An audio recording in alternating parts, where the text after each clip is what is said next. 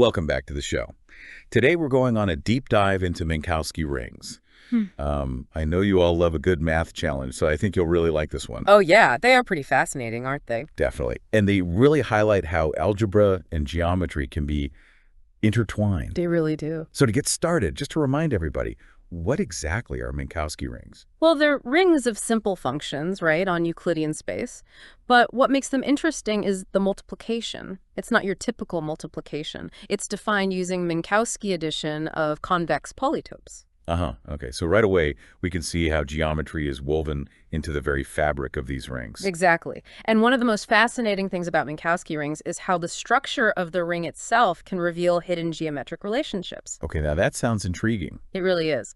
Maybe the best way to understand this is to start with a simple case. The Minkowski ring of a single closed convex set. Okay, so picture any closed convex shape, like a square and plane. What can we say about its Minkowski ring? Right, so the ring, you can think of it as a set of functions defined on that square. And the addition and multiplication operations in the ring, well, they're defined in a specific way that's tied to the geometric properties of that square. So the ring is sort of like a mathematical lens that lets us view the geometric properties of that shape in a new way. Yeah, exactly. And what's really cool is that the structure of this ring, it actually changes depending on the properties of the set you choose. Observation 3.3 in our source material really highlights this. Okay, so walk me through this. How does the ring structure change based on the set's properties? Well, let's take the simplest example first, the empty set. The ring corresponding to the empty set, well, it has a particular structure that's characterized by the ideal generated by a variable. We could call it, let's say, x. Okay, so the empty set leads to a ring with a certain ideal. What happens if we choose a different set? See, that's where it gets interesting. If instead of the empty set, we take a single point as our set, the ring structure changes completely. The ideal becomes generated by x1 now. Okay, so even in these simplest cases, the choice of our set really impacts the structure of the Minkowski ring. What about sets that have a property like scaling invariance? Yeah, that's a great point.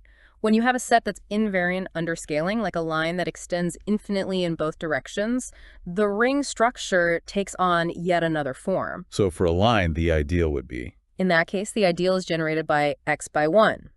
This makes sense because scaling doesn't really change the essential properties of a line, right? It just stretches or shrinks it. So the ideal reflects that scaling invariance. Precisely. But if you take a bounded shape, like our square from before, scaling does matter. It changes the size and thus the geometric properties. And for bounded shapes, the ideal becomes 0. Interesting. So we're seeing that the algebraic structure of the Minkowski ring is very sensitive to the geometric properties of the set we choose. Absolutely. Now, to make things a bit more complex, let's move from a single point to something like a closed interval on the real number line. Okay, a closed interval. So something like all the numbers between, say, 2 and 5, including 2 and 5. Exactly. And what's interesting here is that when you look at closed intervals, you actually get 4 different isomorphism classes for their Minkowski rings. That's proposition 3.5. Wait, 4 different structures for just a simple interval. What leads to this variety? The key factors are the position of the interval's endpoints and whether the ratio between those endpoints is rational or irrational. And this brings up a really important point. You might think that if 2 sets are basically the same shape, just maybe shifted around or stretched a bit, their Minkowski rings would be the same, right? Yeah, I can see why you'd think that. We are talking about these abstract algebraic structures after all. Right, but here's where it gets surprising. Theorem 3.11 shows that this isn't always the case. Minkowski rings, they're not just sensitive to the combinatorics of the sets, how they're connected, they're also sensitive to the precise geometric positioning of the sets within the space. Wow, that's really counterintuitive. So even a slight change in position or scaling could lead to a different ring structure. Exactly. And that's what makes Minkowski rings so powerful. They capture both the combinatorial and geometric aspects of the sets. So it's not just about the shape itself, but where that shape is located and how it's oriented within the space. Precisely. And this sensitivity to both combinatorial and geometric properties makes Minkowski rings such a powerful tool for exploring those deeper connections between algebra and geometry. So we've seen how the choice of the set influences the structure of the Minkowski ring. What if we go beyond single sets and start looking at collections of sets? What happens then? Now that's where things get even more interesting. We start to uncover even more intricate relationships between geometry and algebra. Okay, I'm ready for the next level. Let's dive in. hmm Okay, so we've talked about how the structure of a Minkowski ring is shaped by the set it's based on. But what about identities within these rings? Do those have a geometric meaning as well? They absolutely do. Minkowski identities give us a really powerful way to see the interplay between algebra and geometry. Okay, I'm intrigued. What do these identities look like, and what kind of geometric information do they encode? Well, Proposition 4.Marrow-Dale in our source material tells us that these identities actually come from covering the vertices of a polytope with a set of its faces. Wait, hold on. Can you break that down a bit? I'm picturing a cube, for example. Yeah, a cube is a great example. So Yeah. each vertex of the cube, right? It can be covered by a combination of the cube's faces, the squares that make up its sides. Okay, so And Proposition 4.Nair basically says that if you can cover all the vertices of the cube in this way, well, that corresponds to a specific identity within the Minkowski ring associated with that cube. So the way we cover the vertices geometrically translates directly into an algebraic identity within the ring. Exactly. And this connection between vertex coverings and identities leads us to something called the Minkowski face ring. Minkowski face ring. What is that? So think of it as a ring that specifically captures the relationships between the faces of a polytope. Okay, so instead of looking at the whole polytope, we're zooming in on its faces and how they're connected. Right. And the Minkowski face ring is a subring of the overall Minkowski ring. It lets us focus just on the combinatorial structure of the polytope's faces and how they interact. And this opens up a whole new way of studying identities that come from these face relationships. Got it. So what kinds of things can we learn about these face relationships by studying the face ring? Well, one really interesting thing is that some identities within the Minkowski face ring can actually imply other identities. It's like a hierarchy of relationships. Okay, I'm following you. So one identity might sort of contain other identities within it. Yeah, kind of like that. Corollary 4.13 in our source material points this out. Let's think about a simple triangle as an example. We know that covering all three vertices with the three edges of the triangle, that gives us one specific identity in the face ring. But that identity also implies other identities. Like covering two vertices with their corresponding edges, that automatically means the third vertex is also covered by its edge. It has to be because the three edges of a triangle form a closed loop. Uh-huh. So the identity involving all three vertices is sort of at the top of a hierarchy, and it implies these other identities involving subsets of the vertices. Precisely. And this hierarchy within the face ring, it raises a really interesting question. Are there some fundamental identities that act as the basis for all the others? That's a great question. Are there? Corollary 4.14 addresses this by focusing on the identity that involves all the vertices of polytope. It turns out that this particular identity, it's a defining identity for the Minkowski face ring, only in the simplest case, a closed interval. So for more complicated polytopes like our cube, there must be other, more fundamental identities at play. You got it. There have to be other key identities that give rise to the whole structure of the face ring. And those identities are still waiting to be fully understood. Right. Exactly. Proposition 4.16 does give us a necessary and sufficient condition for an identity to hold in a Minkowski face ring. It says that the set of faces involved in the identity, they have to cover all the vertices of the polytope. But finding those fundamental identities, it's still an active area of research. Okay, so we've gone pretty deep into the world of Minkowski face rings and how identities work within them. But what happens when we take these ideas and apply them to combinations of polytopes? Like what happens if we take the Cartesian product of two polytopes? Do their Minkowski rings combine in some interesting way? That's a great question and leads us to some really beautiful results in the study of Minkowski rings. When you combine polytopes through Cartesian products, their Minkowski rings combine in a way that beautifully reflects the geometry of the product. It's pretty amazing. I can't wait to hear more about this. What kind of connection exists between the Minkowski rings of the individual polytopes and the ring of their Cartesian product? Well, it turns out there's this elegant isomorphism that links them. But to understand that isomorphism, we first need to introduce a concept called the Euler homomorphism. Okay, the Euler homomorphism. Let's dive into that first then. What exactly is it? So it's this map that connects the world of polyhedra to the world of integers. It takes the additive group generated by indicator functions of closed, convex polyhedra and maps them to the integers. Okay. So it assigns an integer to each polyhedron. What determines what that integer is? It's all based on the geometric properties of the polyhedron, specifically its Euler characteristic. You've probably heard of that before. It's a really important topological invariant. Yeah, the Euler characteristic, it tells you something about the shape's overall structure, right? Like a sphere has an Euler characteristic of 2, a torus or donut has an Euler characteristic of 0. Exactly. And the Euler homomorphism essentially assigns the Euler characteristic of the polyhedron as its integer value. Okay, so it makes this connection between the geometric concept of the Euler characteristic and the algebraic structure of the integers. But how does this tie back to Minkowski rings? Well, the key is that the elements of a Minkowski ring are essentially built from indicator functions of polyhedra. Remember, a Minkowski ring is basically a ring of functions defined on polyhedra. So the Euler homomorphism, by acting on these indicator functions, it forms a bridge between the geometry of polyhedra and the algebra of Minkowski rings. I see that connection now. The Euler homomorphism acts on the very building blocks of Minkowski rings. Right, and this leads to some powerful results. Proposition 5.1 uses the Euler homomorphism to show that if you have two different sums of indicator functions that represent the same polyhedron, they have to have the same number of terms. So it's like saying that there are multiple ways to build the same polyhedron out of smaller pieces, but the Euler homomorphism ensures that all those ways involve the same number of pieces. Exactly. It's because the Euler characteristic of the polyhedron doesn't change no matter how you decompose it. And this seemingly simple observation, it has some really deep consequences.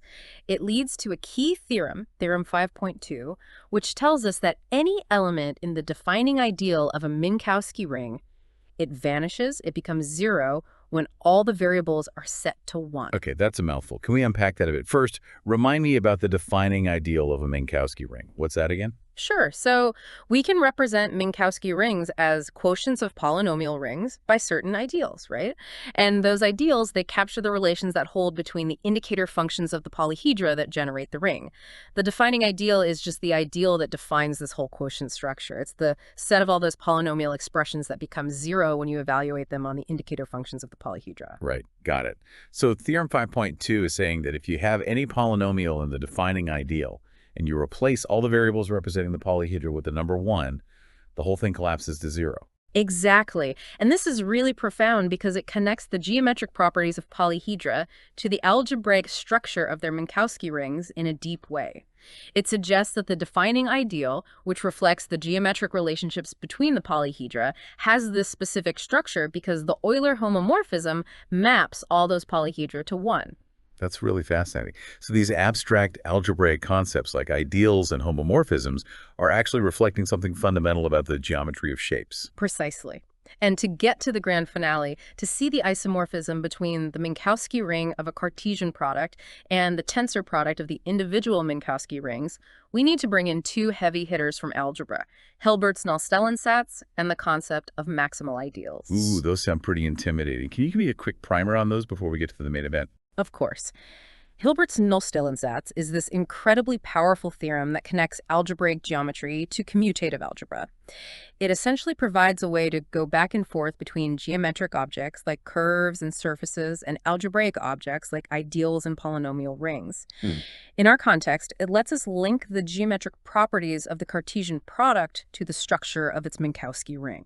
And what about maximal ideals? What are those, and why are they important here? A maximal ideal is a special kind of ideal in a ring. It's an ideal that's as big as it can be without being the entire ring itself. Maximal ideals are really important for understanding the structure of rings.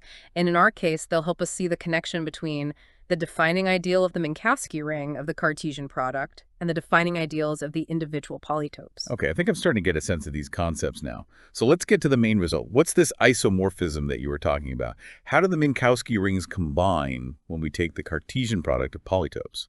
This isomorphism is beautifully captured in Theorem 5.5, and it ties everything together so nicely. It basically says that the structure of the Minkowski ring that you get from the Cartesian product of two polytopes, it's directly related to the structures of the Minkowski rings of the individual polytopes. That's amazing. Can you give me a concrete example of how this works? Sure. Let's imagine we have a square, we can call it P, and a line segment, we'll call it Q.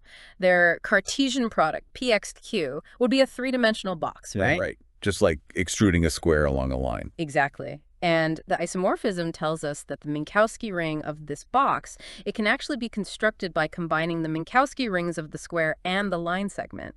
And the way we combine them is using something called the tensor product. Okay, now you're getting into some real technical terms here. What's the tensor product and how does it relate to combining these Minkowski rings? Well, you can think of the tensor product as a way of weaving together the structures of two algebraic objects. It takes the Minkowski rings of our square and our line segment and combines them in a very specific way to create a new ring. And this new ring represents the Minkowski ring of the box. What's really cool is that this combination process preserves the essential properties of the individual rings while also capturing those new relationships between the faces of the box that come from the Cartesian product. So it's like we're taking these two separate mathematical worlds, the square and the line segment, and their Minkowski rings describe the rules of those worlds. And when we combine those worlds through the Cartesian product, the rules of the combined world are elegantly encoded in the tensor product of the individual rings. Precisely. That's the beauty of this isomorphism. It shows that the way we combine shapes geometrically has a direct and elegant counterpart in the way we combine algebraic structures. It's amazing how those two seemingly different realms, geometry and algebra, are so intricately connected. It truly is a testament to the power of mathematics, and how often the most abstract ideas can be linked to the concrete world around us in such beautiful ways. That is remarkable. I mean, we've gone through all the steps, but this isomorphism between the Minkowski ring of a Cartesian product and the tensor product of the individual rings, it still feels a bit like magic. We've shown how these abstract algebraic objects, these Minkowski rings, behave in a way that perfectly mirrors what's happening geometrically with the polytopes in their faces. It really highlights the deep unity that exists within mathematics. We often find that even the most abstract, even the most seemingly esoteric concepts, well, they turn out to have these profound connections to the concrete world around us. Minkowski rings are a beautiful example of that interplay between abstraction and reality. Absolutely. We started this whole exploration with the simplest case, the Minkowski ring of a single closed convex set, and we saw how its structure changes depending on the properties of that set. Right. Then we moved on to closed intervals and discovered how those ring structures are really sensitive to both the combinatorics and the geometry of the interval. Yeah, and then we got into a more concrete example with those integer boxes. Yeah. We saw how the ring structure for a higher dimensional box is kind of built up from the relations on its one-dimensional sides. And remember how those tiling patterns connected to the algebraic structure? That was pretty neat. Definitely. And then we ventured into that more abstract realm with the Coxeter arrangement. We used a triangular grid to define our sets and saw how those geometric coverings led to the defining relations in the Minkowski ring. Which opened the door to Minkowski face rings and all the fascinating properties of those identities within them. And then we wrapped it all up by exploring how Minkowski rings behave under Cartesian products. We found that amazing isomorphism that connects the structure of the combined ring to the structures of its individual components. And all those concepts we talked about along the way, the Euler homomorphism, Hilbert's null-Stellan sets, maximal ideals, they all played a part in making this beautiful connection. It's been quite a journey. But as we wrap up this deep dive into Minkowski rings, I have one final thought-provoking question for you and for our listeners. I'm all ears. Given this incredible connection we've seen between geometry and algebra, this hidden harmony revealed by Minkowski rings, what other mathematical concepts might be hiding similarly deep relationships? What other bridges between seemingly unrelated areas of mathematics might we uncover? That's a fantastic question, and I think it's one that drives a lot of mathematical research. The beauty of mathematics lies in those unexpected connections, those moments where we realize that different areas of study, they're not so different after all. There's a profound underlying unity to it all, and Minkowski rings offer just a glimpse into that vast, interconnected landscape. It's truly inspiring to think about all that's still out there to be discovered, those new connections, those new insights that could change the way we see the world through the lens of mathematics. Absolutely. Who knows, maybe one of our listeners will be the one to uncover the next hidden isomorphism. Keep exploring, keep asking questions, and keep diving deep into the fascinating world of mathematics. That's a perfect note to end on. A huge thank you to our expert for guiding us through this incredible journey. And thank you to all our listeners for joining us on this deep dive into the world of Minkowski rings. Until next time, keep those mathematical minds buzzing.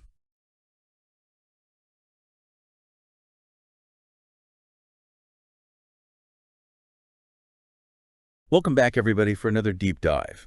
And this time, we're going to be tackling Minkowski rings. Oh, very exciting. Yeah, I'm really excited for this one. It's, a fascinating area where algebra and geometry kind of beautifully intertwine. And I think, you're no stranger to the world of mathematics. I dabble. You dabble, yeah. Yeah. So I think you'll appreciate the intricate concepts that we're about to explore. Absolutely. Minkowski rings provide a really powerful framework for understanding the algebraic relationships between convex polytopes and their Minkowski sums. Yeah. And today, we're going to zero in on the heart of mathematical certainty. Proof. Right. How do we actually derive and prove those intricate identities that govern these rings? Yeah. It's a good question. Well, it all starts with a solid foundation, of course. Right. So let's define Minkowski rings formally. Okay. We're dealing with an algebraic structure where elements represent convex polytopes. Right. And these polytopes are cleverly represented using characteristic functions. So each polytope gets its own characteristic function, like a unique identifier. Exactly. And this function tells us whether a given point lies within the polytope or not. Okay. Now, the magic happens when we define multiplication in this ring. Okay. It directly corresponds to the geometric operation of Minkowski addition. So multiplying these characteristic functions is equivalent to adding the corresponding polytopes geometrically. Exactly. Well, that's a pretty neat connection. It is, isn't it? We can construct Minkowski rings for various types of polytopes, but a common example is the ring formed by closed convex polyhedra. Okay.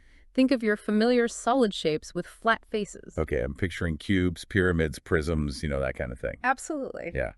I'm eager to see how these concepts kind of play out in specific cases. Of course. Where should we begin our exploration? Let's start as simple.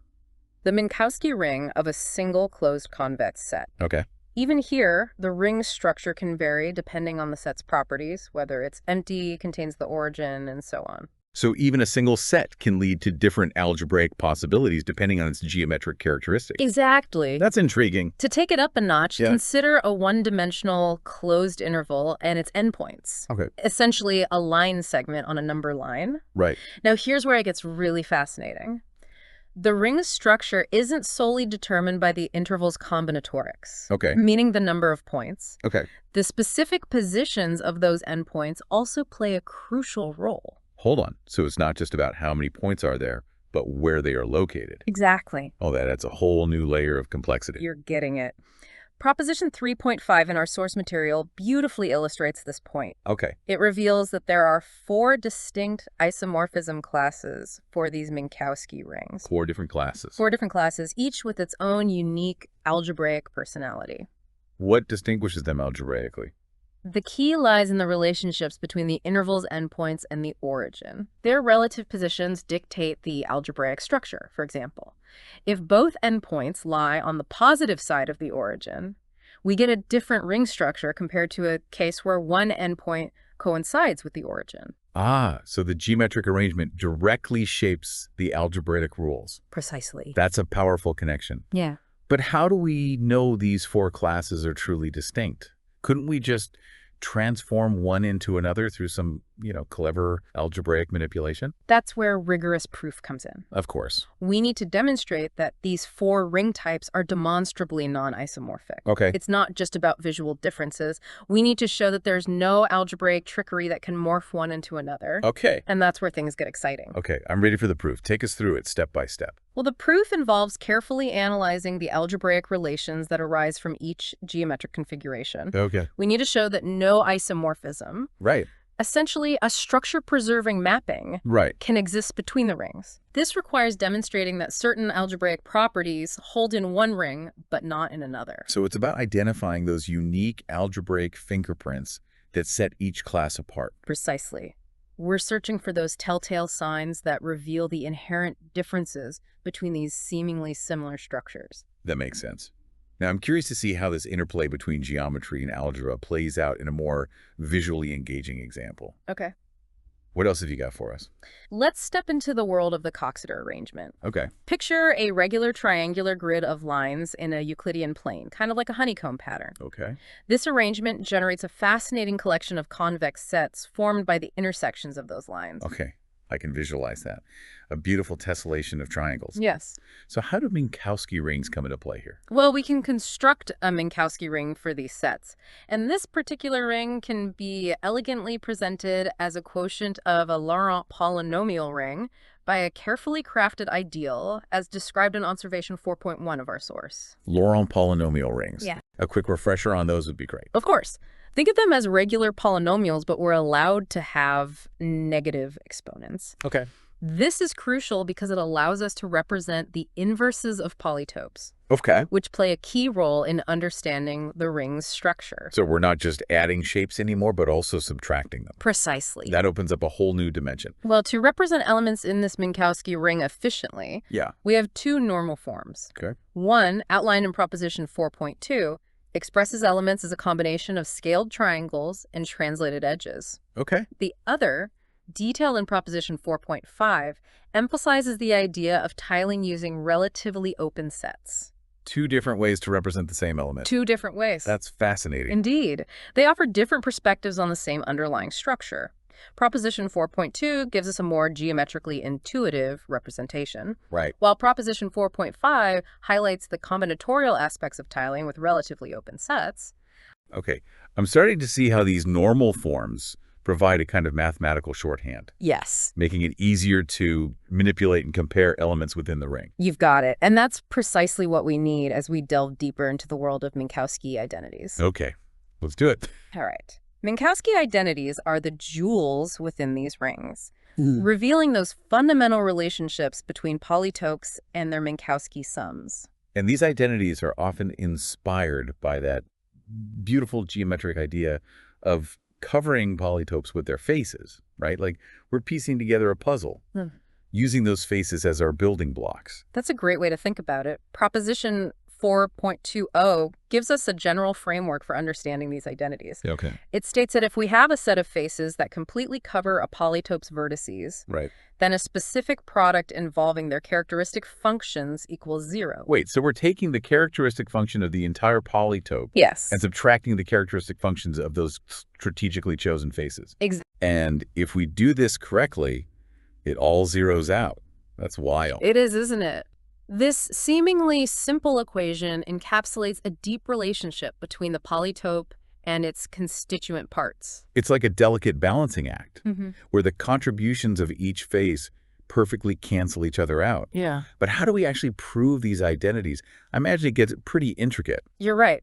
Proving these identities often involves a powerful technique called induction on the polytope's dimension. Ah, induction. Yes. It's like that mathematical domino effect. Yeah. We start with a base case, and then we show that if it's true for one dimension, it must be true for the next. Exactly. And in this context, our base case is a one-dimensional polytope. Okay. Simply a line segment. Right. We've already explored the Minkowski rings of intervals, Right. so we have a good understanding of how things work in that simple case. Right. So if we can establish the truth for line segments, Yes. then we can leverage that to prove it for higher dimensional polytopes. Exactly. It's like climbing a ladder rung by rung. Precisely. We start with those familiar line segments, Okay. and then we build upwards.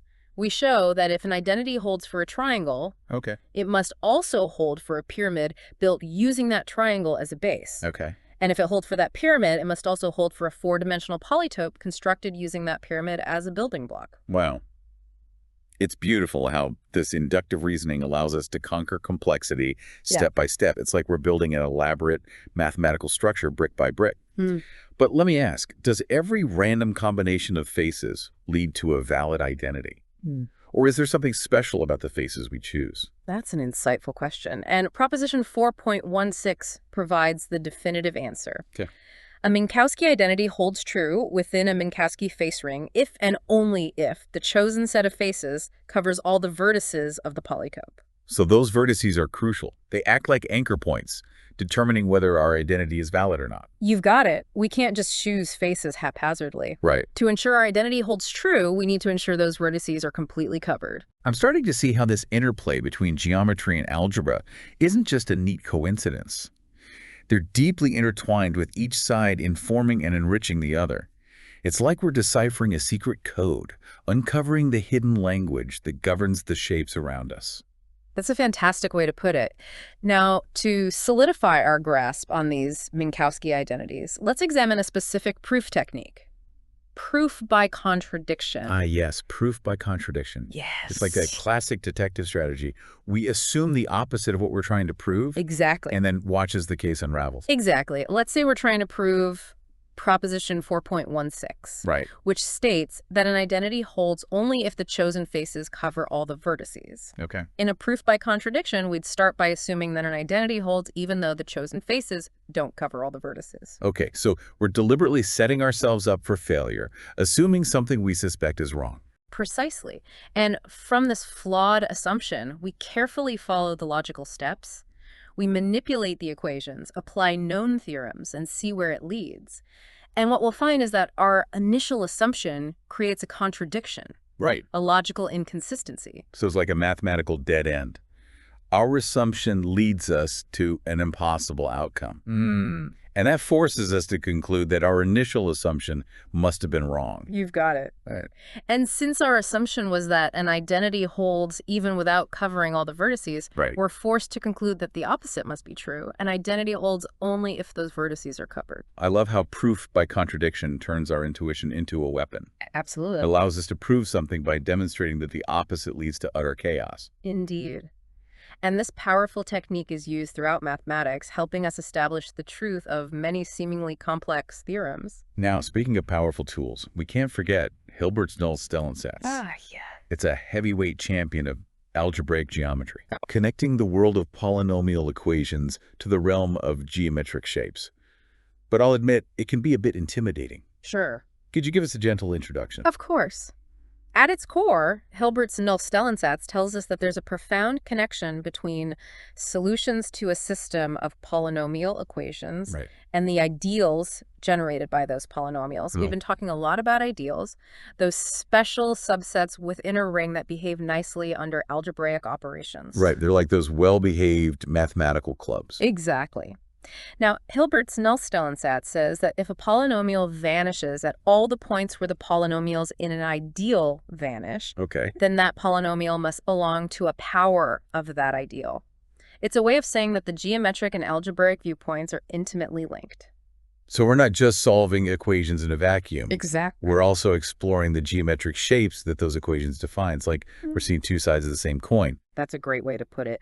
And this connection is incredibly powerful. It allows us to translate geometric problems into algebraic language and vice versa.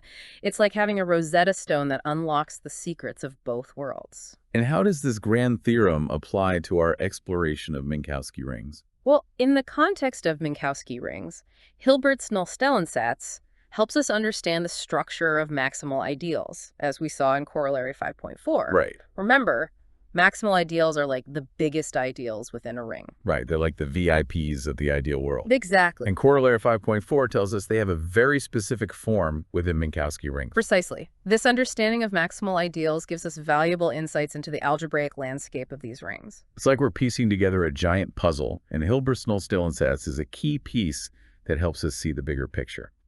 It's a reminder that even in the seemingly abstract world of mathematics, there's a profound order and beauty waiting to be discovered. I couldn't agree more. And our journey through the world of Minkowski rings is far from over. We still have much more to explore. Wow. We've covered so much ground already, from those elegant isomorphism classes to the power of induction and the grandeur of Hilbert's null-Stellensatz. It's quite a lot. It's like we've taken a whirlwind tour through the most beautiful landscapes of algebraic geometry. It's been quite a journey indeed. And as we approach the final leg of our exploration, there are a few more gems we should unearth, particularly those related to normal forms and their significance. I'm all ears. We briefly touched on normal forms earlier, but I'm eager to dive deeper into their role in understanding Minkowski rings. Well, normal forms are like those guiding stars in the night sky, helping us navigate the sometimes chaotic world of algebraic expressions. They provide a standardized way to represent elements, making comparisons and manipulations much smoother. Right. It's like having a universal language that everyone understands regardless of their background or perspective.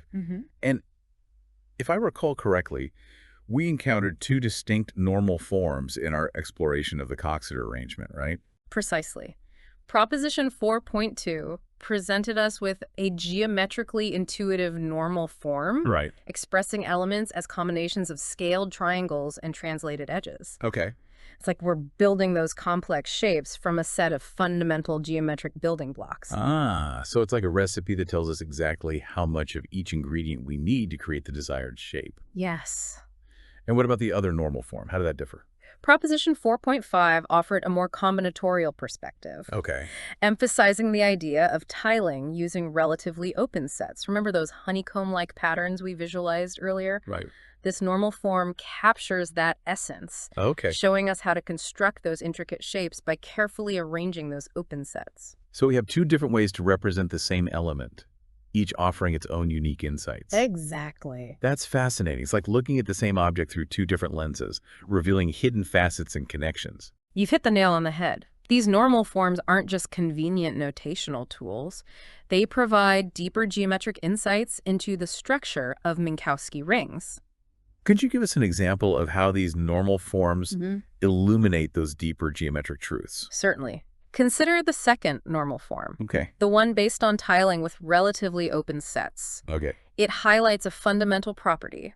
Any closed convex set formed by the Coxeter arrangement can be decomposed into a unique combination of those building blocks. Wait, so you're saying that any shape we create within that honeycomb pattern Yes. can be broken down into a specific one-of-a-kind arrangement of those open sets? Exactly. That's incredible. It is, isn't it? It's like we're taking apart a complex Lego structure and realizing that it's made from a precise combination of basic bricks. Right. This realization deepens our understanding of the underlying geometry. It shows us that those seemingly intricate shapes are built from a surprisingly simple and elegant foundation. It's a beautiful reminder that even in the most complex systems, there's often an underlying order and simplicity waiting to be discovered. And these normal forms act like keys, unlocking the secrets of that hidden order. Well said. This pursuit of order and simplicity drives mathematics. It's what compels us to explore, to abstract, and to seek deeper meaning in the patterns we observe. And as we reach kind of the end of our deep dive into Minkowski rings, I Yeah. have one final question that's been lingering in my mind. We've delved into these abstract concepts with such rigor and passion. Of course. But I'm curious, how does all of this connect to the real world? Are there any practical applications of these seemingly esoteric ideas? That's an excellent question. And while Minkowski rings might seem abstract at first glance, they do have surprising connections to various fields, including computer graphics, optimization, and even material science. Wow, I wouldn't have guessed that. Yeah. Could you give us a few concrete examples? Certainly. Let's start with computer graphics. Minkowski sums are used in collision detection algorithms, which are essential for creating realistic simulations in video games. Oh, wow. By calculating the Minkowski sum of two objects, we can determine if they overlap or collide. Ah, so it's like a virtual bump test for digital objects. Instead of physically crashing those objects together, we can use Minkowski sums to predict if they'd intersect in space. Exactly. And these algorithms are crucial for creating those immersive virtual experiences we enjoy. Now let's shift gears to optimization problems.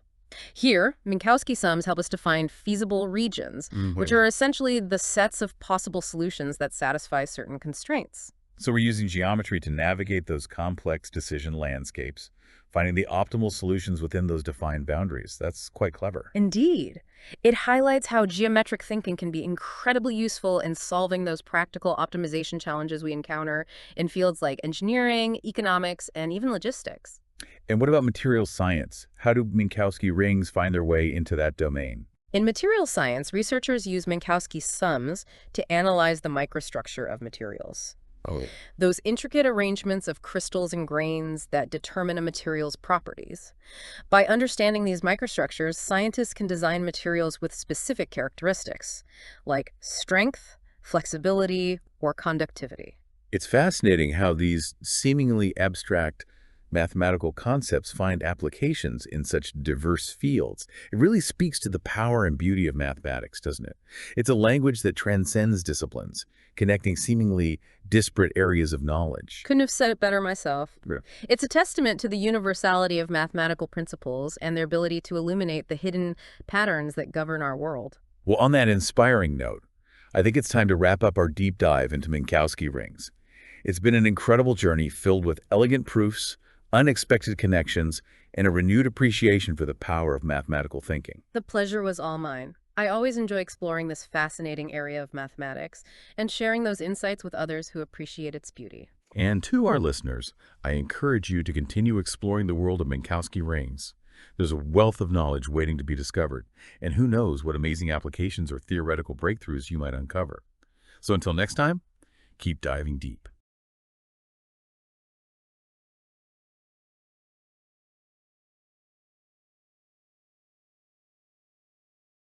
Welcome back, everyone, for another deep dive. This time, we're taking a close look at Minkowski ideals and rings. It's a pretty fascinating paper that really gets into how abstract algebra and the geometry of polytopes connect. Now, this one's for the math experts out there, so buckle up. And joining me to unpack all this is, well, a real expert in all this. Glad to be here. Excited to go through this paper with you, page by page. Okay, so first things first, can we just start with, a definition? What exactly are these Minkowski rings? I remember Minkowski sums from way back in geometry class, but how did they become, rings? Yeah, you're on the right track connecting it to Minkowski sums. It's all about capturing the algebraic relationships between convex polytopes, and we do that through their Minkowski sums. Right. Taking that geometric idea and giving it a whole algebraic structure. Now, I noticed the paper jumps right into an example talking about sets A and B in R2. Why is that example so important so early on? Well, it really highlights why convexity is so essential here. We define set A as the points where x is positive and y is greater than or equal to 1 over x, then B is just the x-axis. So both A and B are closed sets, right? But their Minkowski sum, A plus B, that's not closed in R2. Okay, I see. So it's not enough to just work with any closed sets. Exactly. Convexity is key because it makes sure the Minkowski sum stays closed. And that's like a fundamental rule for defining a ring structure that actually works. Convexity is our foundation. Got it. So then the paper introduces this idea of Minkowski ideals. It's treating these rings like C algebras, right? Exactly. A Minkowski ideal is basically the kernel of a homomorphism from a polynomial ring onto the Minkowski ring. Okay. And for those of us who need a little reminder, what's a kernel again? Think of it this way. It's the set of all polynomials that vanish, like they map to 0, when Okay. you apply the rules of that Minkowski ring. So these ideals are capturing all the algebraic relationships that pop up from identities involving Minkowski sums. Interesting. So it's like we're using polynomials to kind of describe the geometric relationships happening between these polytopes. You got it. And to help build up our understanding, the paper dives into some simpler cases first. They start with the Minkowski ring of just one single closed convex set, S. Right, keeping it simple to start. But even in this simple case, there are some interesting observations. Like, if S is empty, the kernel is just the ideal generated by X. If S is only the origin, then it's the ideal generated by X minus 1. So the structure of that ring really depends on what S is. Yes. And it gets even more interesting. If S isn't empty, it's not just the origin, and it's equal to its double, meaning it's unbounded in all directions, then the kernel is the ideal generated by X times X minus 1. But if S is bounded, like a nice polytope that's all contained, the kernel becomes the 0 ideal. Wow, so the properties of S have a big impact on the structure of the ring. And then the paper throws in Laurent polynomial rings, which allow for inverses. What's the reason for that? Good question. By letting us use negative exponents on our variables, Laurent polynomial rings give us more flexibility. We can capture more relationships in these Minkowski rings. This is particularly helpful when we're dealing with unbounded sets, where those inverses are really important. Makes sense. Okay, so we've laid some groundwork with those simpler cases. And then the paper takes this kind of fascinating detour into a very specific one-dimensional case, the Minkowski ring, generated by a closed interval and its endpoints. Honestly, I was surprised by how much complexity there is, even in just one dimension. It's true. Even in one dimension, things can get pretty interesting. Yeah. The paper carefully breaks down all the possible Minkowski rings that can show up, and there are 4 distinct isomorphism classes, and those classes all depend on how the endpoints of that interval are related. 4 different classes. Wow. What makes it so complex, even in just one dimension? Well, the key is that it's not just about how many elements there are. It's also about their geometric and linear relationships. Whether those endpoints are rational or irrational, that makes a big difference in determining the isomorphism class. Okay, so it's about more than just the numbers themselves. It's the geometry and how they relate to each other. Exactly. And to really drive that point home, the paper goes on to prove that these 4 types of rings, they're never isomorphic. So it's not just some coincidence. The geometry and linear dependence, those are crucial for understanding the subtleties of these rings. It's a good reminder that even the seemingly simple stuff can be hiding some serious depth. Absolutely. And the exploration continues. The paper goes on to another example that's pretty easy to grasp. Boxes specifically, dimensional boxes with non-negative integer vertices. Right, right. It's a nice way to see how well-behaved these Minkowski rings can be under certain conditions. Exactly. The paper really breaks down how the Minkowski ring of these boxes decomposes, and it leads to a really important finding, the significance of the tensor product representation. Tensor product. Now we're getting fancy. It basically shows that the structure of this higher dimensional case, it can be elegantly expressed as a combination of those simpler one-dimensional cases we were talking about earlier. Ah, I see. So those one-dimensional cases are like the building blocks. Exactly. And then they take it even further, extending it to the general integer box case. Yeah, and what happens there? Well, they reach another cool conclusion. Essentially, all the relations within these more general Minkowski rings, they actually come from the relations that govern the one-dimensional sides of the boxes. It all comes back to those basic building blocks. Right. And to give us another way to look at all this, the paper brings in this idea of geometric tiling. Ah, yeah. It's like a visual way to understand what's going on with the relations within the ring, right? Exactly. They introduced this equation 10 that actually gives a visual for how an interval can be tiled using these translated sets. It makes it a lot easier to grasp how the different pieces fit together. It's like a visual proof. Now things get even more visual when the paper dives into Coxeter arrangements, specifically the affine Coxeter arrangement in R2. Ah, yes, the Coxeter arrangement. It's like this beautiful geometric landscape made up of horizontal, vertical, and those slanted half planes. And to navigate that landscape, they introduce these variables by1, by2, y1, y2, y3, and z, each representing a specific type of shape, right? Exactly. Each variable corresponds to a particular piece of that arrangement. And the goal is to figure out that ideal I, the one that captures all the relations within the Minkowski ring for this arrangement. Right. And they do this by diving into geometric coverings and using the inclusion-exclusion principle. Oh, the inclusion-exclusion principle. Could you give us a quick refresher on that one? Sure. It's basically a tool for figuring out the size of a union of multiple sets. You add up the individual sizes, then subtract the sizes of all the overlaps, add back the sizes of the triple overlaps, and so on. It helps you avoid overcounting when you've got the sets overlapping each other. Okay, a classic combinatorial tool. So they use that principle to analyze how the different shapes in the Coxeter arrangement cover each other, and that leads to the relationships that define the ideal I. Precisely. They take us step by step through this process, deriving the explicit forms for those generators of I. They call them G1 and G2. Those generators, those are like the keys to understanding all the relationships in this Minkowski ring. Exactly. And the paper even provides specific equations for those generators, equations 13 and 15, to really make things clear. I appreciate that they provide those concrete equations. It helps make the abstract stuff a little more tangible. And then they don't stop at defining the ideal. They go on to explore two different normal forms for representing the closed convex sets within this Minkowski ring. Yes. This is where you really start to see the algebra translate back into the geometry. The first normal form, which they outline in proposition 4.2, it expresses any closed convex set using a specific combo of variables and powers, and those are determined by the geometric properties of that set. So it's like a unique algebraic signature for each shape. That's a great way to put it. And then they present a second normal form, which relies on that concept of geometric tiling described in proposition 4.5. Right. This one focuses on how the shapes can be tiled using smaller, simpler units. Exactly. It introduces these new variables that represent the relative interiors of those basic shapes. So now any closed convex set can be expressed as this unique combination of these tiled units. And to help illustrate these normal forms, they even provide examples 4.3 and 4.4 so we can see how it all works in a real geometric context. It's really helpful that they ground those concepts with some concrete examples. And then they go on to emphasize that each of those generators in G1 and G2, they're absolutely essential. You can't just throw in any old relation. Each one plays a crucial role. That's right. It's like they're saying, no redundancy here, folks. Each of those generators is carrying its weight in defining that ideal. Okay, so we've explored that Coxeter arrangement and those intricate relationships within its Minkowski ring. Now, the paper kind of zooms out and takes a broader look at Minkowski identities in general.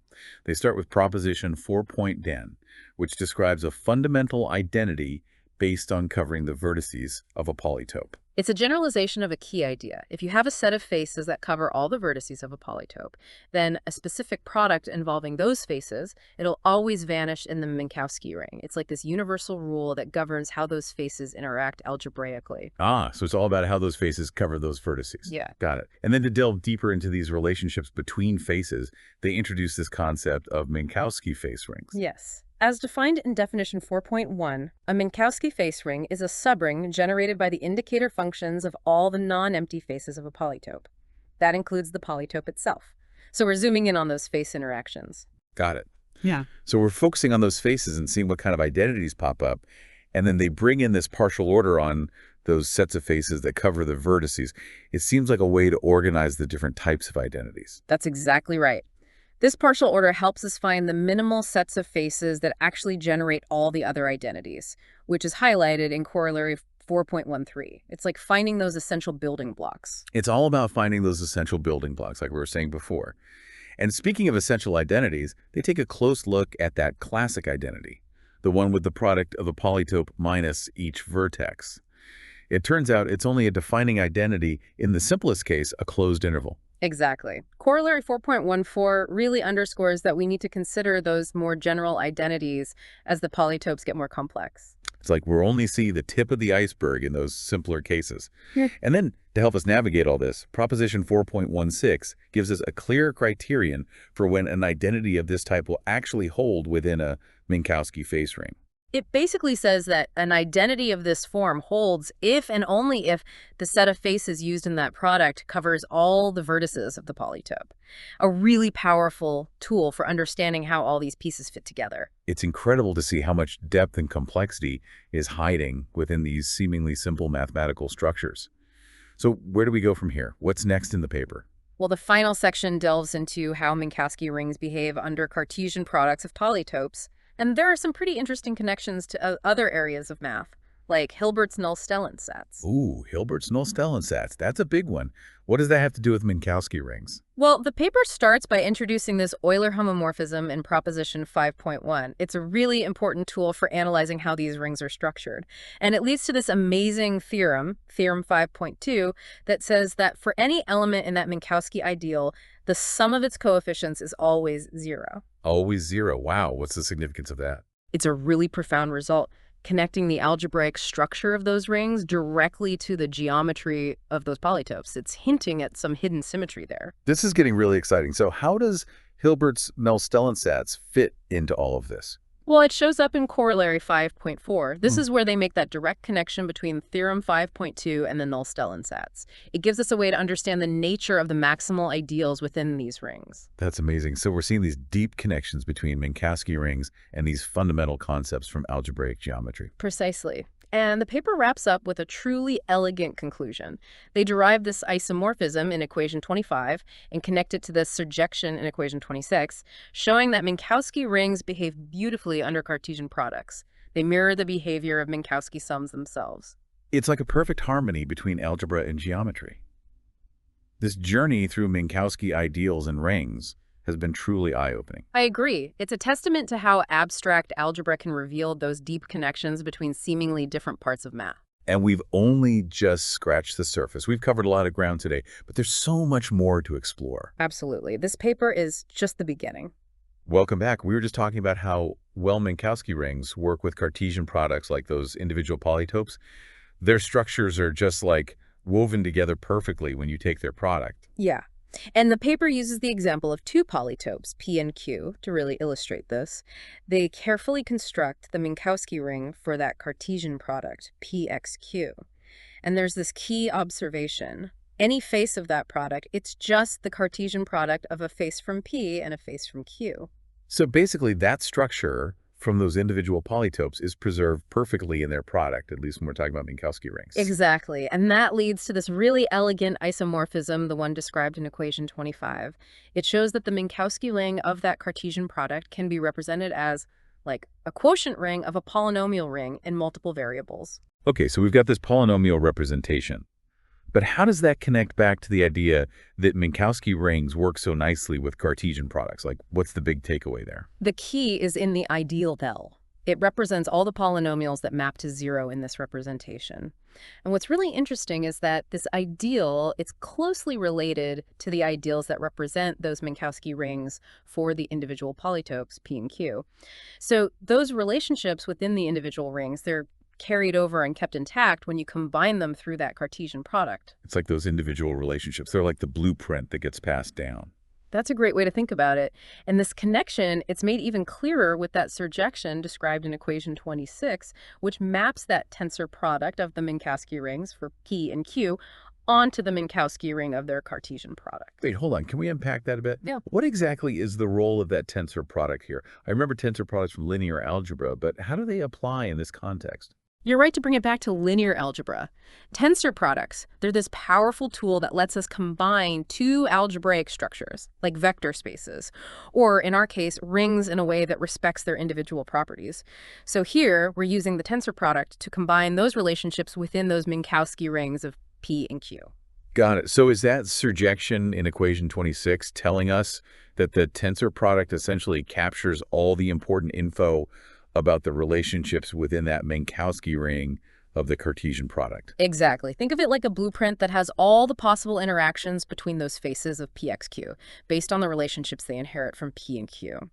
And because it's a homomorphism, that means that algebraic structure of the tensor product, it's preserved perfectly in the Minkowski ring of that product. It's really quite beautiful how elegantly it all works together. And with that, the paper kind of wraps up, emphasizing the beauty and complexity hidden within these seemingly simple mathematical structures. Yeah, it really is amazing. It just shows how powerful abstract algebra can be, revealing these deep connections between areas of math that seem so different.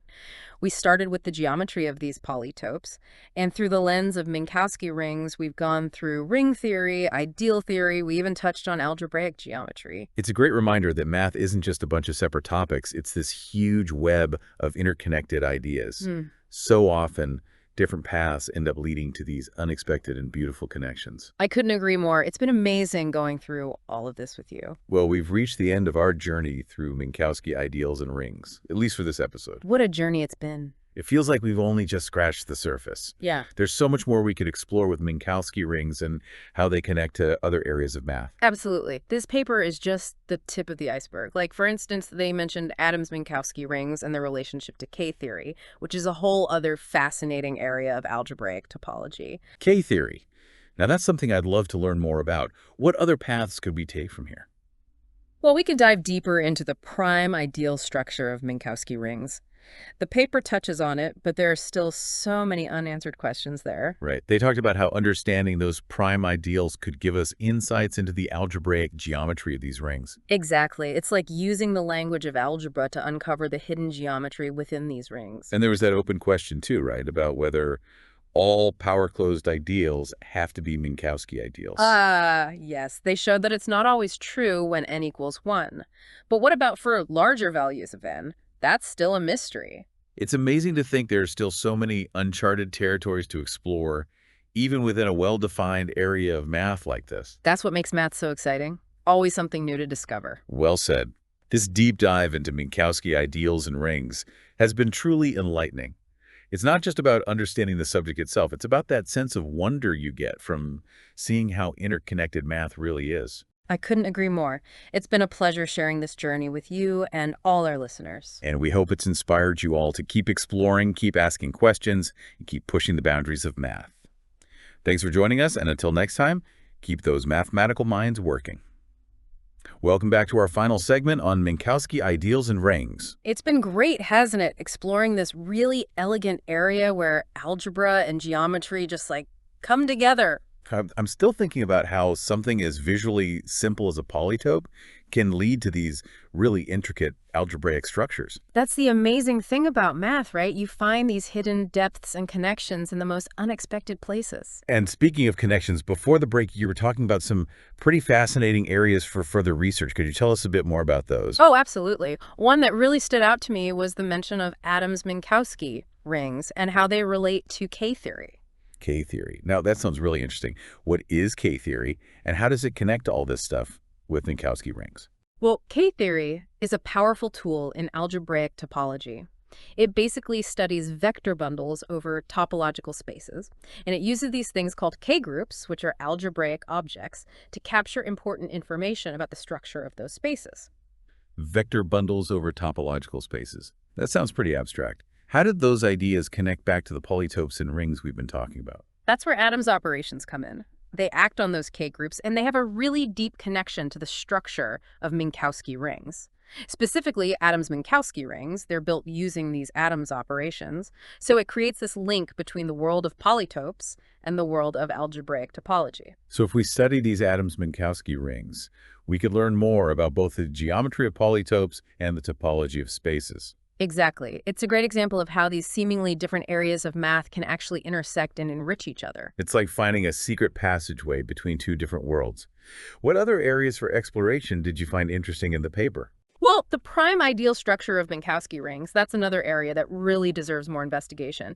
The paper mentions it, but it leaves a lot of questions open. I remember that. They talked about how understanding those prime ideals could help us understand the algebraic geometry of these rings. Right. You see, in commutative algebra, those prime ideals are super important for understanding the structure of rings, and they actually correspond to these irreducible geometric objects in algebraic geometry. So if we study the prime ideals in a Minkowski ring, we can learn more about the geometric properties of those associated polytopes and their Minkowski sums. So we're using algebra to decode the hidden geometry of these rings. Exactly. And then there's that big open question from the paper. Are all power-closed ideals also Minkowski ideals? Oh yeah. They show that it's not always true for n equals 1, but what happens when n is bigger than 1? It's still a mystery. And solving that mystery, that could really advance our understanding of how these Minkowski rings are structured. It's like a missing puzzle piece. It's so exciting to think about all these unexplored areas, even in a well-established field like this. I know. That's what keeps math so interesting. There's always something new to discover, always a new question to ask. Absolutely.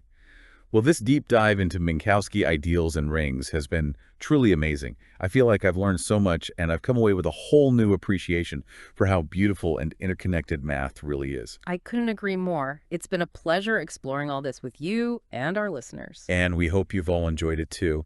We hope this deep dive has inspired you to keep exploring math, to keep asking those questions, and to keep pushing the boundaries of what we know. Thank you so much for joining us, and until next time, keep those mathematical minds engaged.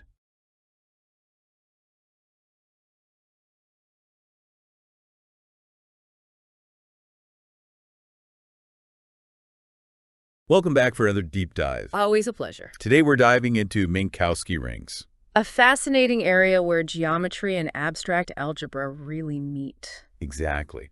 And we know you're already fluent in mathematical language, so we're going to jump right into some intriguing results and observations. Sounds good. We're going to be looking at the paper Minkowski Ideals and Rings by GEIR, AGNARSSON, and Jim Lawrence, published just this week on November 6th, 2024. A very timely deep dive. Get ready to explore how these rings are formed, some surprising examples. And a compelling look at how Minkowski rings behave under Cartesian products. Okay, let's kick things off with a quick recap. Sure. Minkowski rings capture the algebraic relationships between convex polytopes. And their Minkowski sums. Right. You can think of the Minkowski sum as a way of combining shapes. You take all the points in one shape, add them to all the points in another, and the result is your new, larger shape. And these rings use indicator functions to define multiplication. Precisely. If a point belongs to shape A and another point belongs to shape B, their sum will be in the Minkowski sum of A and B. Now, AGNARSSON and Laurent start by looking at the structure of the Minkowski ring generated by a single polyhedron. Observation 3.3 highlights that the ring's structure really depends on a few things. Whether the polyhedron is empty, the origin itself, or satisfies that self-similarity condition under scaling. Right. So for an empty polyhedron, the ideal characterizing the relations in the ring is generated by the variable representing the polyhedron itself. Okay.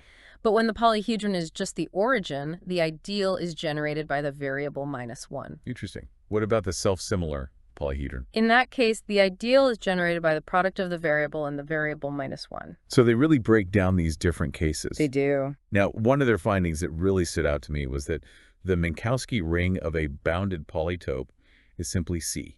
The field of complex numbers. Exactly. It's kind of mind-boggling to think that there are no non-trivial relations. meaning there's an unrestricted interplay of shapes. Right. And they illustrate this beautifully when they look at a closed interval and its endpoints.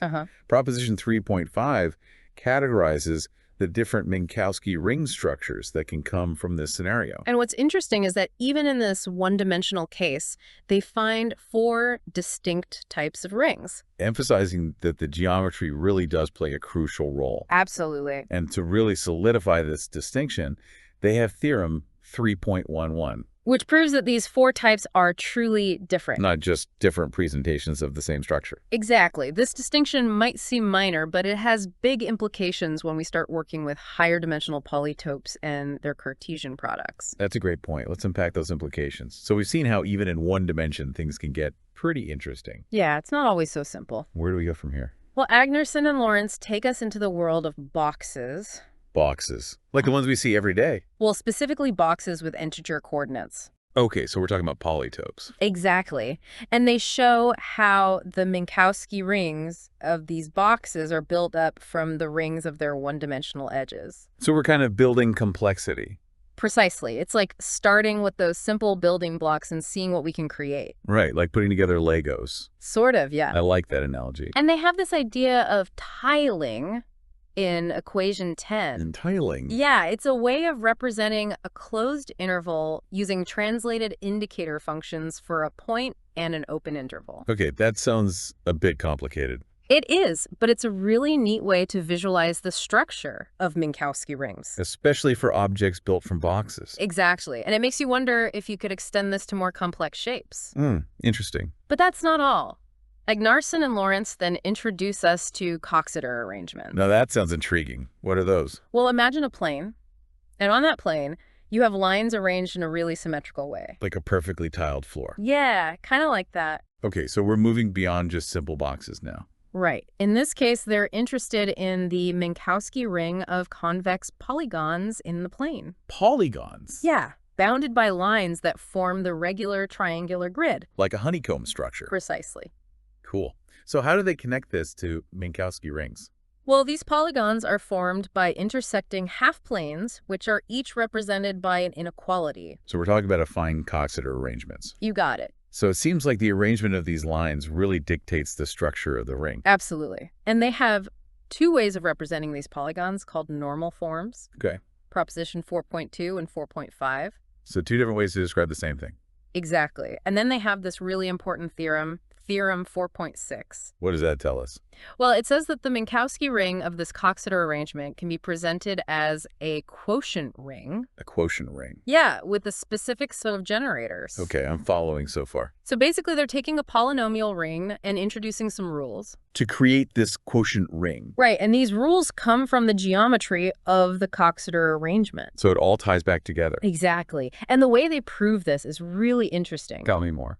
Well, they look at different ways to cover polygons using smaller shapes. Oh. And they translate these geometric relationships into algebraic equations. So they're going back and forth between geometry and algebra. Exactly.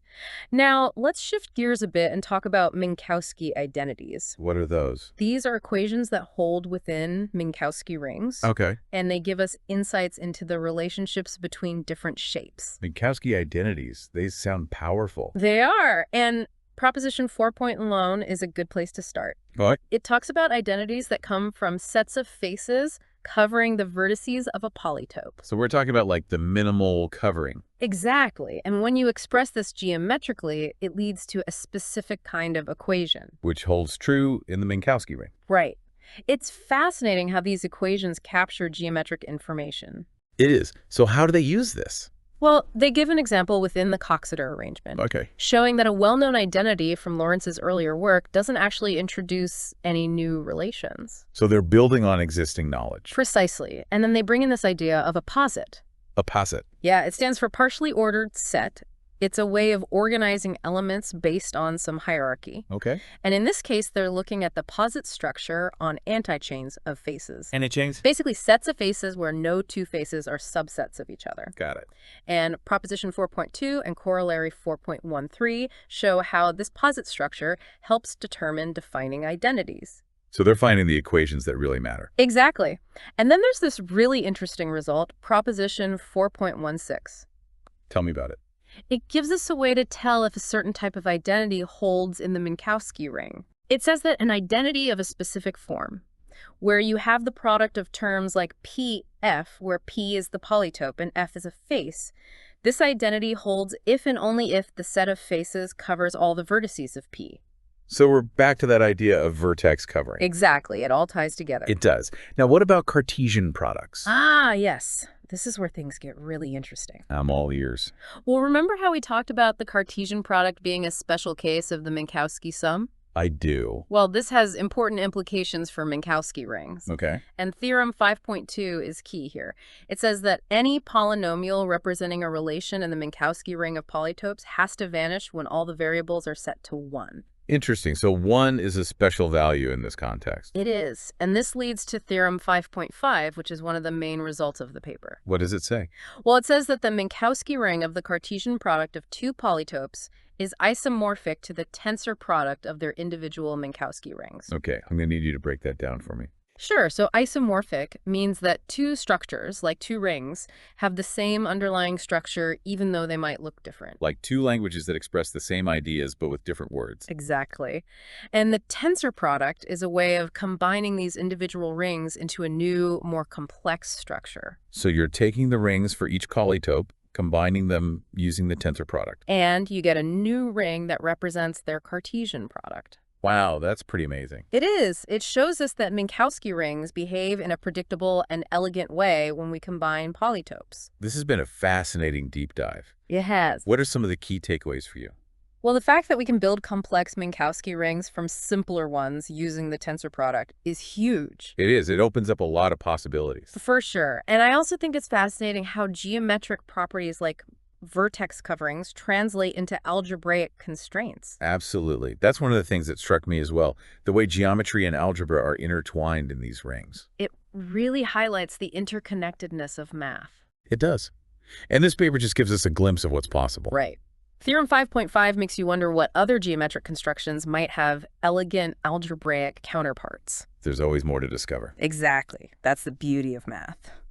The constant pursuit of knowledge, uncovering new connections. And with that, we wrap up another deep dive. Until next time, keep exploring.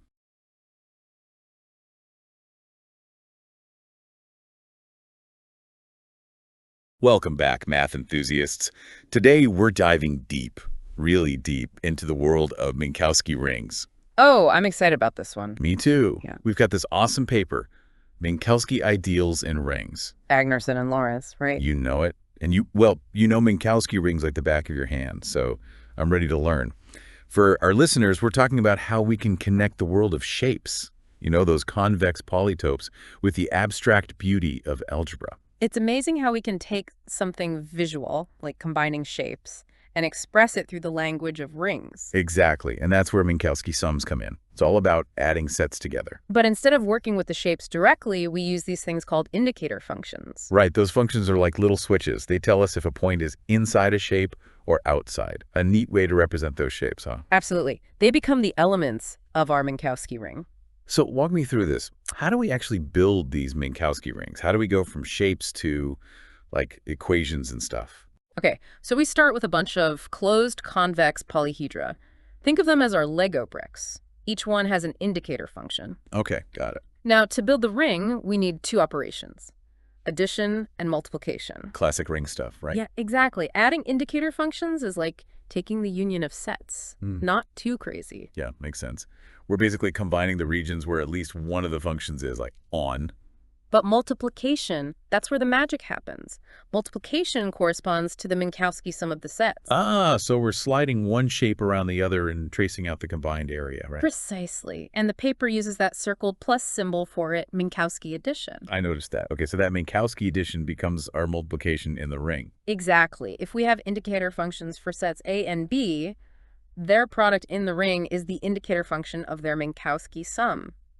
I'm starting to see the connection here. We're building this whole algebraic structure based on combining shapes. But I noticed the paper mentions we have to be careful about which sets we use. Not all closed sets play nice, huh? You're sharp. There's this example in section 2, a set defined by y greater than or equal to 1 over x in the positive quadrant.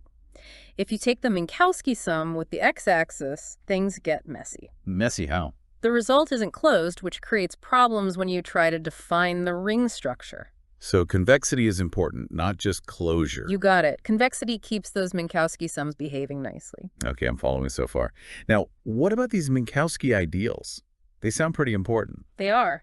Think of them as the fingerprints of our Minkowski rings. They tell us about the underlying structure and relationships within the rings. So, like, the hidden patterns. Yeah.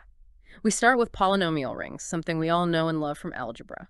A Minkowski ideal is like the kernel of a map from a polynomial ring onto our Minkowski ring. A kernel, like the core of something. It's telling us which polynomial expressions kind of vanish when we go from the world of polynomials to the world of shapes. I see. So we're looking for what gets mapped to 0. Exactly. Figuring out these ideals is like cracking the code between the geometry and the algebra. And the authors talk about power-closed ideals. What's that all about? Oh, it's a neat property. An ideal is power closed if whenever a polynomial is in the ideal, raising that polynomial to any power also stays in the ideal. So once a polynomial is in, all its powers are in too. It's a very exclusive club. Yeah, and guess what? All Minkowski ideals are power closed. That's pretty cool. So it seems natural to ask, are all power-closed ideals also Minkowski ideals? I see you're thinking like a mathematician. The answer is no, and that's what makes it interesting. The authors actually showed earlier that there are power-closed ideals that aren't Minkowski ideals when we're just dealing with one variable. So there's more to it than meets the eye. It's not just about being power-closed. It's got to reflect the geometry of Minkowski sums too. Exactly. Okay, my brain is definitely getting a workout here, but I'm ready for more. Well, you're in luck because we've only just scratched the surface. In the next part, we're going to dive into specific examples, and that's where things get really fascinating. I can't wait. Okay, so we've laid the groundwork. Now let's get our hands dirty with some real examples. The paper kicks things off with these simple cases, like what happens when you have just one closed convex set. Right, and it's amazing how much you can learn from those simple cases. Like, they really highlight how the shape of the set directly affects the algebra of the ring. Okay, give me an example. Well, let's take the empty set. Empty, like nothing there. Exactly, nothing. And the corresponding Minkowski ideal is just the ideal generated by x. This means any polynomial with a constant term gets sent to 0. So it's like the empty set is gobbling up all the constants in our polynomial world. I like that. It's like a black hole for constants. Okay, that makes sense. What if we pick a single point as our set? Good one. Then the ideal is generated by x1, which reflects the fact that if you translate a point by itself, you end up right back where you started. So the algebra is capturing the idea of a fixed point. Exactly. And then things get even more interesting when we move to closed intervals in one dimension. Okay, like a line segment. Right. The authors show that if the interval doesn't contain the origin, then the Minkowski ideal is just 0. No fancy relations at all. So it's pretty free-flowing algebraic system, huh? Which makes sense because scaling a bounded interval always changes it. You're getting it. Now, when one or both endpoints of the interval are at the origin, things get a bit more subtle. The ideal starts to capture those special translations that leave the interval basically unchanged. So we're starting to see symmetries pop up in the algebra. Right. And in Proposition 3.5, they really dive deep into this case of a closed interval and its endpoints. They find these 4 different isomorphism classes, depending on how the interval sits on the number line. Isomorphism classes, meaning different structures for the ring. Exactly. The ring structure depends on more than just the general shape of the interval. It also depends on its relationship to the origin. I see. So let's break down these cases. Okay, so if one endpoint is 0, the Minkowski ring looks like a polynomial ring in 2 variables, but we mod out by a specific ideal. Okay, and what if neither endpoint is 0, but their ratio is irrational? Then we get a different structure. It involves a polynomial ring in 3 variables, again modded out by a specific ideal. It seems like the more complex the relationship between the interval and the origin, the more intricate the algebra becomes. You're catching on quickly. Yeah. Now, the remaining cases deal with those rational ratios of endpoints, which introduce their own little twists. Okay, so tell me about those. What happens if the ratio is, say, m over n, where m and n are those relatively prime integers? Good question. In that case, the ideal includes a polynomial that captures that specific m over n relationship. It looks like y to the m minus x to the n. It's like the algebra is weaving together the geometry and the arithmetic. That's a great way to put it. And this leads to something pretty surprising. You'd think that if you just shifted, rotated, or scaled the shape, the structure of the ring wouldn't change, right? Yeah, it seems like those transformations shouldn't affect the fundamental nature of the ring. But that's not always true. The authors show this in the discussion leading up to Theorem 3.11. They found that these transformations, which are called Uffin transformations, can actually lead to different Minkowski rings, even though they preserve the geometry in a sense. Whoa, that's counterintuitive. So the ring cares about more than just the shape of the interval. It also cares about where that interval is located on the number line. Exactly. It's not just about the shape, it's about the shape's relationship to the coordinate system. Okay, this is blowing my mind a little. Now, what happens if we move beyond intervals and look at higher dimensions, like those boxes they talk about? That's where things start to get really elegant. When you have a d-dimensional box, essentially a hypercube, with integer coordinates, the Minkowski ring has a really nice structure. Elegant and nice structure. Sounds like a win-win. Tell me more. Well, all the relations in the ring come from the relations that hold for the one-dimensional sides of the box. That's what corollaries 3.12 and 3.13 tell us. So it's like we're building up the complexity from these simple one-dimensional building blocks. Exactly. And this is super useful because it means we can often analyze these high-dimensional rings by looking at their simpler components. Reductionism at its finest. But we can't forget about visualization, can we? How do we actually see these rings? You're right. Visualization is key. And the authors provide this really cool way to think about it using tilings. Tilings, like bathroom tiles. Sort of. Imagine representing a closed interval in the ring. We can do that algebraically with a polynomial, but we can also picture it as a tiling made up of smaller intervals. I like it. So instead of abstract symbols, we have these concrete geometric building blocks. Precisely. And we have different types of tiles to work with. We've got translates of the unit interval, the origin, and even the open unit interval, which they denote by Berry with the little circle above it. So we're getting fancy with our notation. And the best part is that this tiling idea extends to higher dimensions too. For a box, we can imagine tiling it with smaller boxes, points, and open edges. It's like we're playing with multidimensional Legos. And these tilings give us a more intuitive way to grasp those algebraic relations in the ring. Exactly. It bridges the gap between the abstract and the concrete. Okay, I'm ready for an even more visually stunning example. What's next? Let's take a trip to the world of the Coxeter arrangement. It's a special arrangement of lines that gives us a really interesting class of Minkowski rings. The name rings a bell, but refresh my memory. What exactly is a Coxeter arrangement? Well, imagine a bunch of lines in the plane intersecting in a very symmetrical way to create this beautiful regular pattern.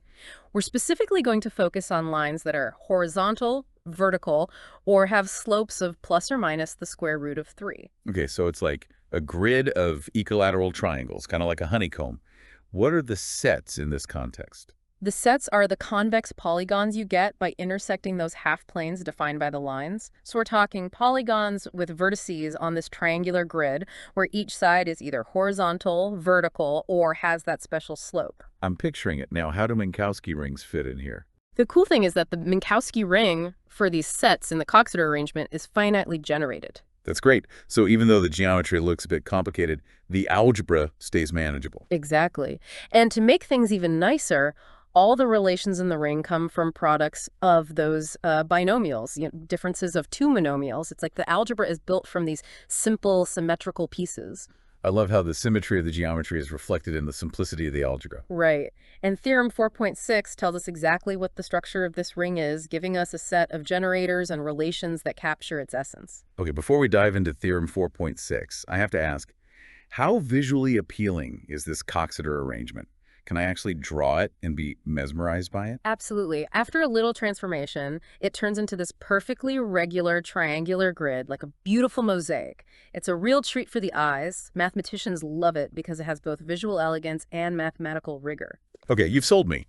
Now let's get into Theorem 4.6 and see what these algebraic relations look like. You said they involve binomials. How do those capture the geometry of the arrangement? It's all about how we can cover different shapes in the arrangement with smaller building blocks.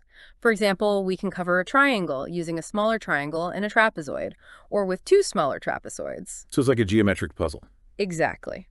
And each way of covering a shape translates into an algebraic relation.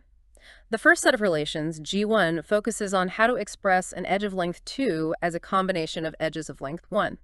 That's where those binomial expressions like y1, yx come in. It's like those one-dimensional insights are still at play in this two-dimensional world. Precisely. And the second set of relations, G2, deals with the triangular building block Z. These relations come from different ways of covering a larger triangle using smaller triangles, trapezoids, and edges. So it's all about those different ways to decompose shapes. It's like the algebra is mimicking those geometric puzzles. Exactly. And together, G1 and G2 generate the entire ideal that defines our Minkowski ring. They give us all the rules we need to manipulate our variables and understand how the shapes in the Coxeter arrangement relate to each other. It's like a complete set of instructions for building with these geometric shapes. That's a great way to put it. And observation 4.9 tells us something really neat. Every single relation in G1 and G2 is essential. Essential meaning? We can't remove any of them without messing up the structure of our ring. They're all needed to capture the full picture. So we have this minimal set of rules, each one playing a critical role. Okay, I'm ready for more. What's next in this algebraic adventure? Well, let's talk about identities. Identities, like those equations that are always true no matter what values we plug in. Exactly.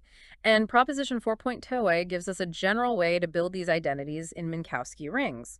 They involve products of terms like PF, where P stands for our polytope, and F stands for a face of that polytope. So it's like comparing the whole shape to its parts, algebraically. Precisely. The key is that if we pick a bunch of faces that cover all the vertices of our polytope, then the product of those terms is always 0. The contributions from the faces perfectly cancel each other out. It's all about balance, huh? Right.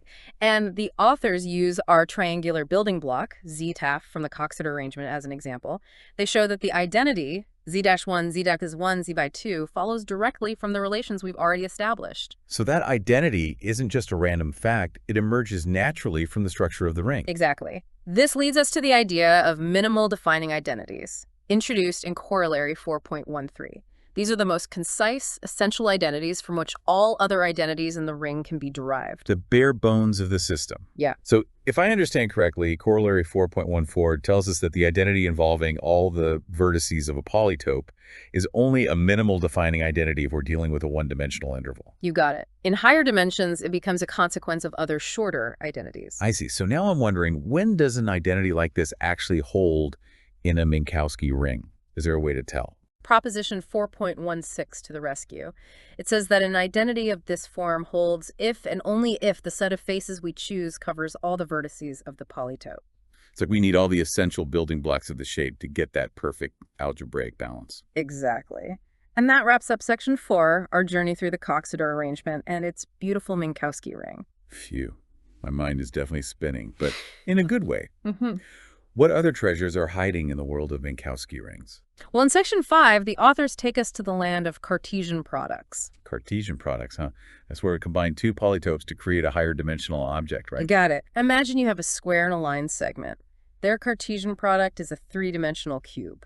I can picture that. So what happens to Minkowski rings when we combine shapes this way? The big result is theorem 5.5, which tells us that the Minkowski ring of the Cartesian product of two polytopes is essentially the tensor product of the individual Minkowski rings. Tensor products.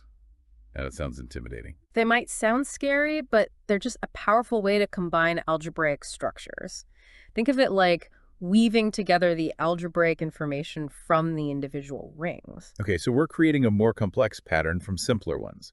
And this theorem is telling us that the algebra of the Cartesian product is deeply connected to the algebra of the individual polytopes. Precisely. And to prove this theorem, the authors lay down a few stepping stones. I'm ready to follow those steps. What are they?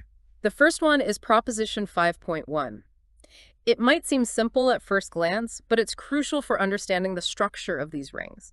It basically says that if we have two equal sums of indicator functions of non-empty closed convex polyhedra, the number of terms in each sum must be the same. Okay, so we can't magically conjure up extra polyhedra out of thin air when we're adding them together. Exactly. It's like a conservation law in our Minkowski world. I like it. And how does this help us with the Cartesian product? Well, this observation is key to analyzing the structure of the Minkowski ideal for the Cartesian product. Right, because that ideal tells us about the algebraic relationships between the faces of the combined polytope. Exactly. And theorem 5.2 builds on this idea. It says that for any polynomial in the Minkowski ideal of the Cartesian product, if we plug in all ones for the variables, the result must be 0. So it's like a special test that all polynomials in this ideal have to pass. Precisely. It tells us that there's a specific balance that needs to be maintained within the algebraic expressions representing our Cartesian product. They can't just be anything. Okay, so there are rules. Now, to really understand what this means, we need to talk about these things called maximal ideals. Ah, yes. Maximal ideals are like the big bosses of the ideal world. Okay, I'm intrigued. What makes them so special? A maximal ideal is an ideal that's not contained in any other ideal except for the whole ring itself. It's at the top of the food chain. Exactly. And when we're dealing with polynomial rings over an algebraically closed field, like the complex numbers, there's a really nice way to describe these maximal ideals. Tell me more. How do we pin them down? Theorem 5.3 comes to the rescue. It says that any maximal ideal in such a polynomial ring is generated by a bunch of linear polynomials, each of the form, where a is a constant. So it's like we're setting each variable equal to a specific value, kind of like assigning coordinates to each variable. That's a great way to think about it. And in our case, we're working with Laurent polynomial rings, which allow negative exponents. But the main idea is that the maximal ideals in a Laurent polynomial ring correspond to those maximal ideals in a regular polynomial ring that don't contain any monomials. So we're focusing on the maximal ideals that play nicely with our Laurent polynomials. You got it.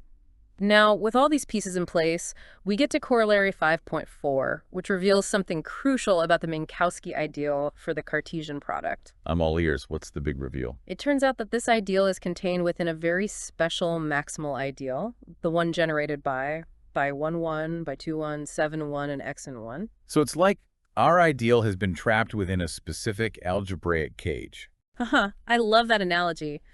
And this containment gives us valuable clues about the structure of our ideal.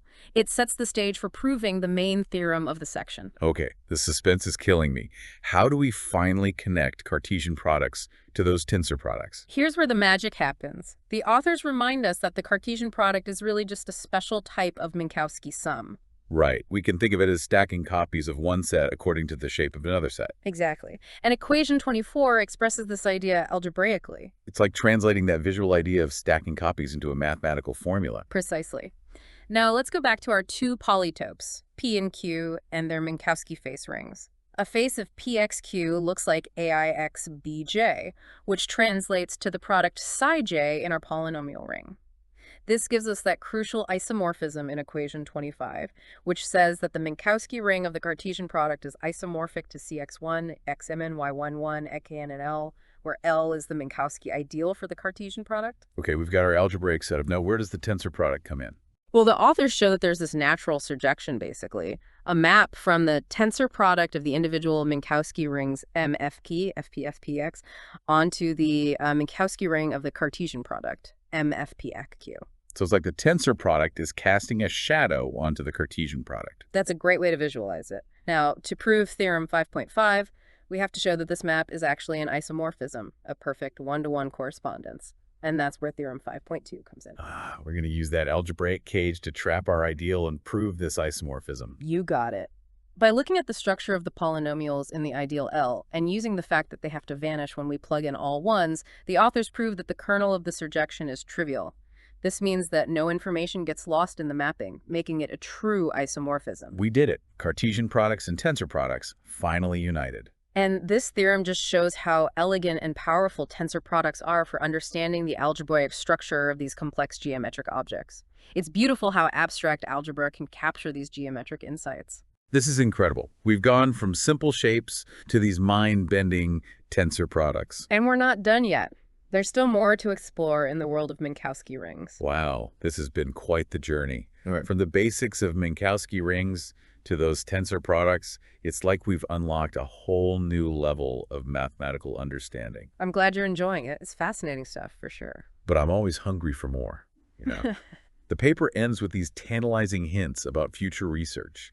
What other mysteries are out there in the realm of Minkowski rings? Well, the authors point to some pretty exciting avenues. For one, there's a lot more to uncover about those minimal defining identities we talked about. Right, those essential identities that capture the core structure of the rings. Exactly. We've seen them in action for specific cases, like that Coxeter arrangement. But finding a general method for determining those minimal defining identities for any Minkowski ring is still an open problem. So there's a code to crack. What else is on the horizon? Another exciting direction is exploring how Minkowski rings connect to other areas of math, like algebraic geometry and combinatorics. We've already seen some hints of these connections with those Laurent polynomials and the tiling perspective. It's like we found a hidden doorway to a whole network of interconnected mathematical ideas. Exactly.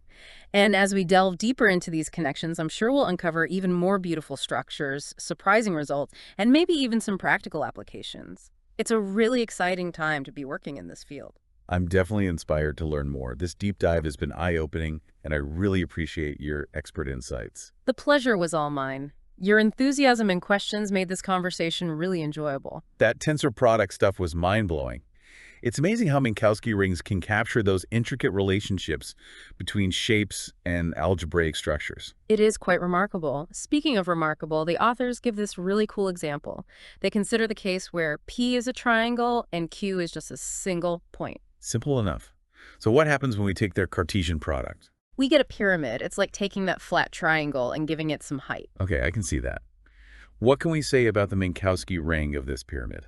Well, Theorem 5.5 comes in handy again. It tells us that the Minkowski ring of the pyramid is isomorphic to the tensor product of the Minkowski ring of the triangle and the Minkowski ring of the point. So the algebraic structure of the pyramid is basically a combination of the structures of its simpler components. Exactly. And this just shows the power of that theorem. It lets us break down complicated Minkowski rings into simpler pieces, just like we can break down geometric shapes into their basic parts. This is all so fascinating. It's like gaining a whole new perspective on both geometry and algebra. I'm thrilled to hear that. It seems like you've really grasped the key ideas from the paper. I feel much more comfortable navigating the world of Minkowski rings now, that's for sure. But before we wrap up, I'm curious about the bigger picture. What are some potential applications of all this? That's a great question. Minkowski rings are a relatively new area of research, but they have the potential to impact various fields. Okay, I'm all ears. One promising area is computational geometry, which deals with designing and analyzing algorithms for solving geometric problems. Minkowski sums are already widely used in computational geometry, and this framework of Minkowski rings could lead to new, more efficient algorithms for things like collision detection, robot motion planning, and computer graphics. So it's like giving those geometric tools an extra boost with algebra. Exactly. And another area is optimization. Many optimization problems involve finding the best solution that satisfies certain constraints, and those constraints often have a geometric flavor. Minkowski rings might provide new insights and techniques for tackling those optimization challenges. Using algebra to shed light on the geometry of optimal solutions. Pretty cool. Right. And beyond those specific applications, I think studying Minkowski rings could deepen our understanding of those fundamental connections between geometry, algebra, and other branches of math. This deep dive has definitely been a journey of discovery. I'm amazed by how beautifully connected these different areas of math can be. It's been a real pleasure exploring these connections with you. Likewise. And to our listeners, we encourage you to dive into the world of Minkowski rings yourselves. It's a world filled with elegant structures, surprising results, and endless possibilities. Until next time, keep exploring and keep those mathematical minds buzzing.